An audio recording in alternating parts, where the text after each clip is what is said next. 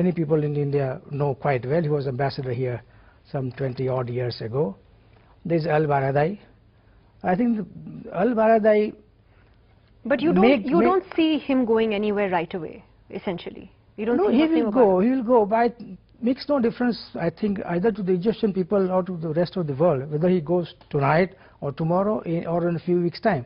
But I agree with some of the protesters who apparently told Ms. Barkhadat that, if they wait till September, then anything can happen. So I think September, 6-7 months is really definitely too far away. Okay, but let's look at some of the news that's come today, Dr. Awwad, for example, about this US plan to try and negotiate some sort of transition government. Do you really think that the United States has that kind of leverage in Egypt right now? You think that's workable? I don't see the role of the United States is not being so much involved, in fact, in the changes in Egypt. In fact, they have been playing this card for a long time. They have been supporting the youth movement in Egypt. They have been training them. They have took them to Egypt, to United States, attended conference, came back trained how to use the new media in mobilizing the public. And that was there since 2005. Egypt and the moderate Arab states become a burden. That's what we call the pro-American camp in the Middle East. They become a burden on the American administration after the economic crisis. So $2 billion the United States is paying for Egypt for the last 30 years becomes so much for them that they have to slowly cut down all these expenses because they feel it is too much on them. And they don't need a 500,000 soldier to send to Iraq like they have done in Iraq and Afghanistan to topple a government when it can be done within the public. So then are you saying that these reports of a US role in what could happen next are perhaps exaggerated? It is exaggerated because the United States wanted to continue with the legacy of Mubarak. So when they appointed Omar Suleiman is their point man in the government. Who is Omar Suleiman, for God's sake? He is the person who has fixed the business deal for Egypt and Israel with the gas pipeline. He is the one who fixed Hamas and Fatah with the discussion, and he have all the secret file. He is the one supported by the United States. So if the popular uprising is being hijacked by the same legacy of Mubarak, so 60 years of gap between the 60% of the population of Egypt and Mubarak will not go away. The people will have to raise and topple the government and call for an early election. As long as Mr. Mubarak is in power, he is the chief of the army staff, he have all the authority to do anything at this moment. But if he step down, give to his vice president and calm down the street, maybe there will be kind of a negotiation. But is that, Swapan, in a sense, the best case scenario then for the Americans to have someone who is friendly, like Omar Suleiman, backed by the army? Kind of sounds familiar with the Americans. See, there are two different issues involved. One is the ability of America to leverage their position, where I agree that America's ability to leverage is not that considerable. In any case, after their own sense of beleaguered existence at home, they are not in a position to do that. But there are two American concerns which are very much there. One is the fear that a turbulent Egypt could somehow get links with Iran. That's a paranoid fear as far as they are concerned. And linked to that fear is the fact that if that happens, the security of Israel, which was guaranteed by the Camp David agreement, would be jeopardized. So their best case scenario really lies in facilitating a removal of Mubarak, who has become, who in his person has become the symbol of hate. Exactly. Yeah. And allow a transition to a regime whereby the system broadly remains the same. Not therefore allow a revolutionary upheaval, which will cause, which is what happened in Iran. Iran wasn't, if sort of Shapur Bakhtiar, for example, had managed to stay on in Iran, we would have had a different situation. But the only advantage they have is whereby in Iran there was a definite clergy-led uprising right from the outset. And here that's not the case. Here it's not so evident. It's not so evident. The Muslim Brotherhood is a factor. They are the best organized. And I think in today's demonstration there was far more evidence of their participation than was the case earlier. But at the same time, they are going it very cautiously. They've been under repression for 20-30 years. They don't want to play their cards. They don't want to force an American overreaction in any way.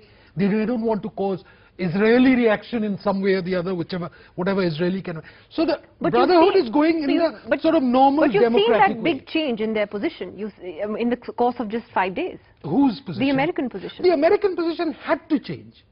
They had no choice. Because as he rightly pointed out, the Americans have always favored a certain degree of liberal democracy in Egypt, believing that this sort of regime, which is too controlled by the military and is autocratic, held by a few families, is untenable. And they felt that American influence could be better sustained through its soft power. Absolutely. All right, let me just go across to our other two guests tonight. To Mani Shankar Iyer first, who joins us tonight from Bangalore. Mr. Iyer, let's look at the interview that Hosni Mubarak gave to ABC News today, where he said, I'm fed up of being president, but I'm not going anywhere, because as he put it, there would be chaos in Egypt if he did go anywhere. Does this sound like a man who is going anywhere very soon? Well, it sounds like a man who would like not to go anywhere very soon. It doesn't sound like a man who is genuinely fed up, but who does find himself in a very, very difficult position. He's between a rock and a hard place, that he might well have to go. So it's worthwhile suggesting that, I actually want to go when he may be obliged to go.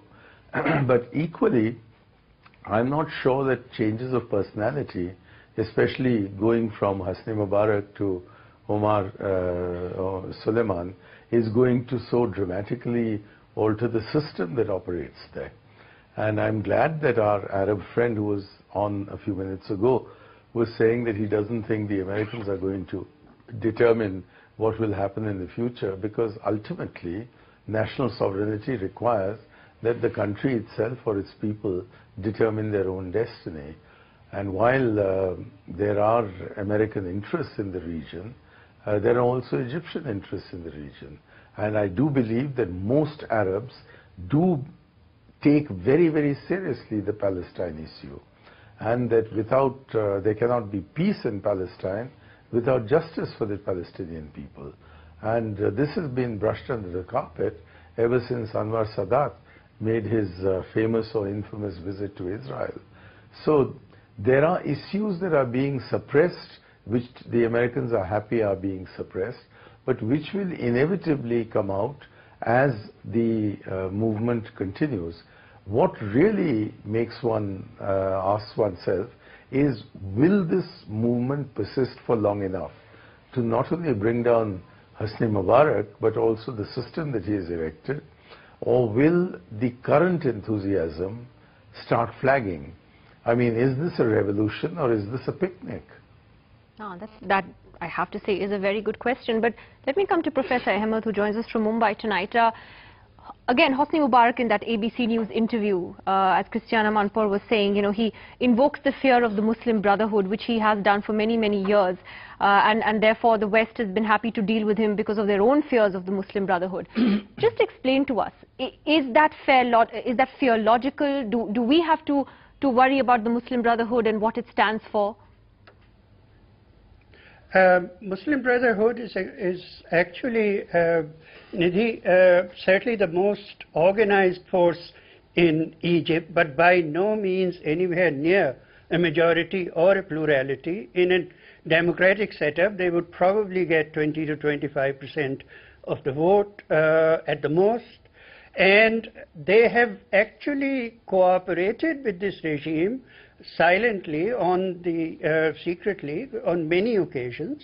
There are also splits in the Muslim Brotherhood. Some of them want to take a more militant position, but the majority of them actually have combined themselves with a group of 6 secular parties and together authorized Mr. Al-Baradei to negotiate on their behalf. So they are one of the 6 or 7 different groups which are working together. This is, in fact, Nidhi, what I want to say is that these uprisings from Tunisia to the Yemen have put an end to the myth that Muslims, masses, can only be mobilized with religious exhortation.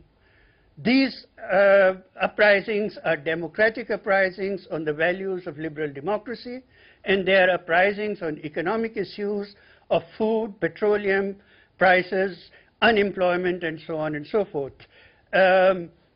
Within all of this, to raise the question of the Muslim Brotherhood is more or less irrelevant.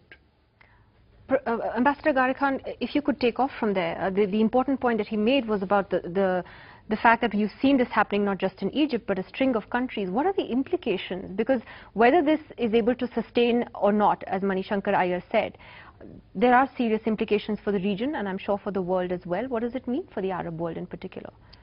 No, as I said also that it is difficult to sustain this kind of momentum for 6-7 months. So this has to, the denouement has to come reasonably soon. The implications for the region, as I think, are that Israel will be the most concerned, and with justification, because they have the most to fear from the a change in the system in Cairo. So they have every reason to worry. And therefore the Americans will worry. I do not think that any new dispensation there will renounce or will want any amendment in the peace treaty between Israel and Egypt. I think that treaty will remain. So to that extent, I think Israel's concern is not only not valid, but it is artificially whipped up, I think, for their own. I do want you to also, touch upon acceptable leaders if Hosni Mubarak goes. Now, everyone's been talking about al-Baradei. Is he really acceptable as a grassroots leader, or could he be a compromise face if there's some kind of transition? He may be for the West, but not for the Egyptian. He may not be, because he's not popular among the Egyptian. He's part of the regime. He was part of the regime of Hosni Mubarak. He was appointed by the government, sent there. He was a bureaucrat with the government. Therefore, he might not. And also, what the mistake he done, when after the parliamentarian election, he left Egypt. It's only when the uprising have come and he came back to take this opportunity to lead the demonstrators. That's what I'm saying. The hijacking of the clear demands, the welcome changes in the Arab world. We are not against this kind of a democratic changes anywhere. All dictators should go. Everybody, any suppressed regime should go. But the question is here, I'm trying to put into your citizen and others, what lesson we can learn from this?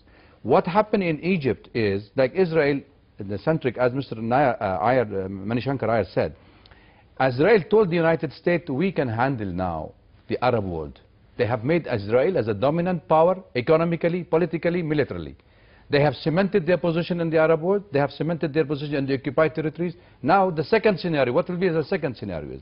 They have to expel 2 million Palestinian, 1948 Palestinian Israeli citizens out of the Palestinian territory. Now, how they will do it? If there is no chaotic in the neighboring country, they have no other reason to kick them out.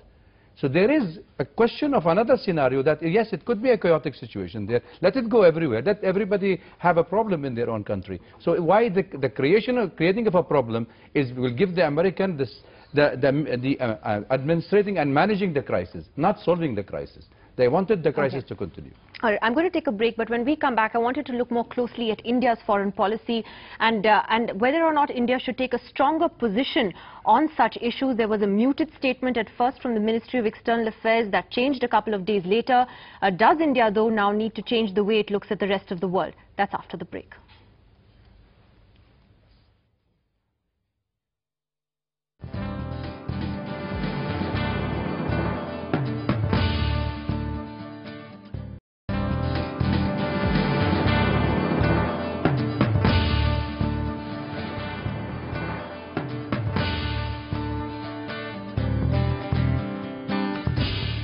Welcome back. You're watching this special edition of Left, Right and Center on Egypt and the crisis in the Middle East as we speak. Well, in this section, we're going to take a closer look at India's response to this crisis and in general to any